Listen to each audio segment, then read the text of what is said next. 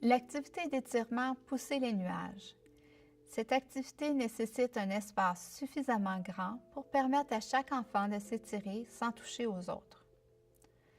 Demandez aux enfants de s'imaginer qu'un gros nuage flotte au-dessus de leur tête et qu'ils doivent le pousser vers le ciel. Faites la démonstration de ce que vous voulez qu'ils fassent en vous tenant debout avec une main sur la hanche et l'autre qui s'étire vers le haut.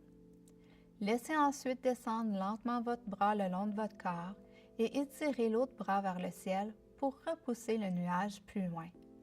Après quelques minutes d'étirement, levez les deux bras et demandez aux enfants de vous suivre en joignant vos mains et en tournant les paumes vers le haut afin de faire bondir le nuage. Ensuite, laissez doucement descendre vos bras le long de votre corps et invitez les enfants à reprendre leur siège. Vous voudrez peut-être utiliser cette activité de manière régulière à l'arrivée des enfants, après la récréation ou la période du dîner par exemple. Cela permettra aux enfants de recentrer leurs énergies. Vous pouvez également l'utiliser après une longue période assise à travailler. La respiration consciente est une autre activité qui permet aux enfants de retrouver leur calme et leur concentration. Vous vous demandez peut-être quel est le lien entre la respiration et le stress. En situation de stress, le corps réagit de plusieurs façons, notamment en modifiant la respiration. La respiration devient souvent plus rapide et plus superficielle. En prenant conscience de notre respiration et en respirant plus lentement, nous aidons notre corps à retrouver un état paisible et stable. Il existe plusieurs variantes de cette activité que vous pouvez utiliser avec les enfants. Vous pouvez également choisir parmi différentes activités selon l'âge des enfants avec lesquels vous travaillez. N'oubliez pas de garder les choses simples avec les jeunes enfants.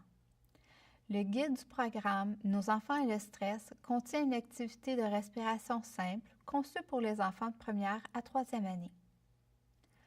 Pour commencer, invitez les enfants à s'asseoir avec vous en cercle sur un tapis ou une couverture en faisant face au centre, les jambes croisées et les mains jointes sur les genoux. Si l'espace le permet, vous pouvez leur demander de s'étendre. Éteignez les lumières si la situation s'y prête. Dites-leur que vous allez leur enseigner une manière spéciale de respirer qui leur permettra de relaxer lorsqu'ils seront contrariés ou stressés. Expliquez la technique de respiration profonde en disant « Nous allons inspirer et expirer lentement à un rythme régulier, comme un petit chien qui fait une sieste. En premier lieu, nous inspirons. Ensuite, nous expirons. Essayons tous ensemble et au même rythme. Laissez les enfants inspirer et expirer 3 fois à un rythme régulier.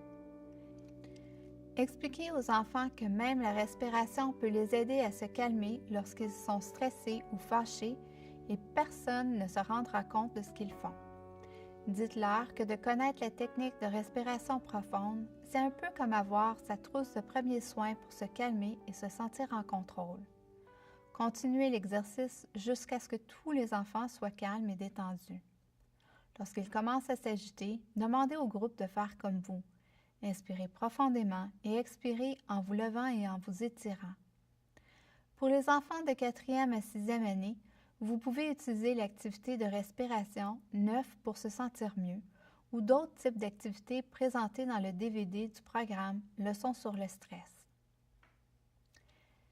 Invitez les enfants à pratiquer les exercices de respiration à la maison. Réfléchissez ensemble au meilleur moment pour les utiliser. Par exemple, avant d'aller se coucher, et demandez-leur de vous faire part de leurs expériences. Rappelez-leur qu'ils peuvent utiliser la respiration profonde chaque fois qu'ils ont besoin de se calmer et de chasser le stress. Il est important d'insister sur le fait d'expirer aussi lentement qu'ils inspirent.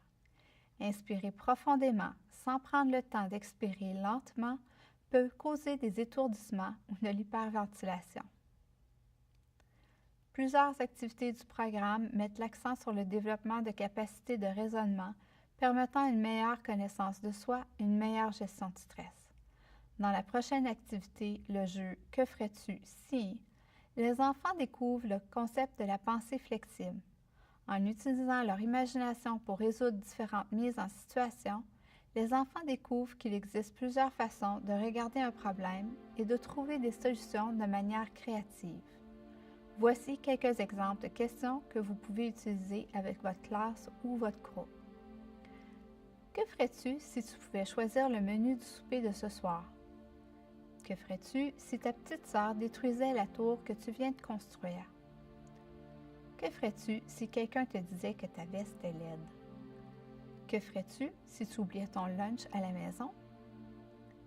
Que ferais-tu si tu ne retrouverais pas ta mère au centre commercial? Rappelez-leur qu'il n'y a pas de bonne ou de mauvaise réponse.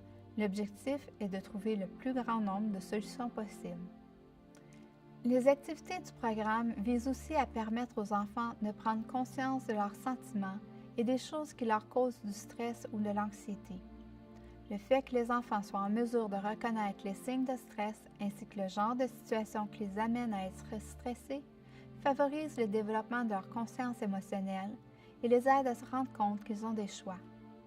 La prochaine activité tirée du programme Leçons sur le stress est conçue pour les enfants âgés de 9 à 12 ans afin de les aider à prendre conscience du lien entre les situations stressantes et certaines réactions comportementales. En aidant les enfants à devenir plus conscients de leurs réactions irréfléchies et automatiques au stress, ainsi que du lien avec leur comportement, vous favoriserez le développement de leur conscience émotionnelle qui leur permettra de se sentir plus positifs et plus en contrôle. L'objectif de cette activité vise à permettre aux enfants de découvrir qu'ils ont du pouvoir sur leurs pensées, que le choix de ne pas réagir peut aider à modifier leurs sentiments et leur comportement. La courte vidéo qui suit utilise une analogie avec la pêche. Un poisson mord à l'hameçon et est attrapé par le stress. L'autre poisson, plus réfléchi, décide d'éviter l'hameçon et s'éloigne. Après le visionnement, demandez au groupe de nommer d'autres hameçons de stress ou d'autres éléments déclencheurs qui pourraient provoquer une réaction irréfléchie négative et, à l'inverse, une réaction réfléchie alternative. Par exemple, ton frère te pousse ou te donne un coup de pied. Quelqu'un se moque de toi. Ton enseignante te demande de faire quelque chose que tu n'as pas envie de faire. Ou tu as des problèmes à la maison.